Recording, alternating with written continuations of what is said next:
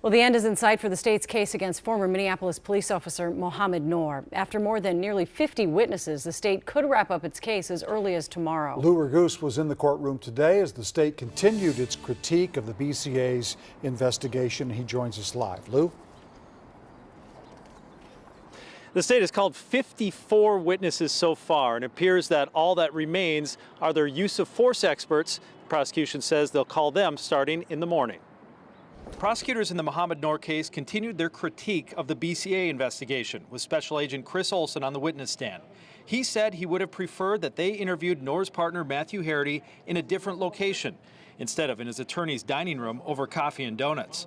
Why? Amy Sweezy asked. Because of the perception, Olson said. What perception is that? Sweezy asked. Of me answering your questions just like this, Olson said. Olson admitted to prosecutors the BCA doesn't give ordinary citizens the same courtesies officers receive in shooting investigations.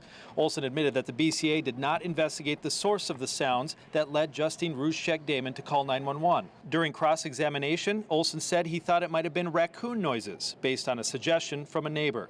And on the origin of the idea that the squad car was slapped, which is central to Noor's defense that he thought they were being ambushed, Olson insisted Sergeant Shannon Barnett brought that suggestion to him when she briefed him after he arrived to the scene.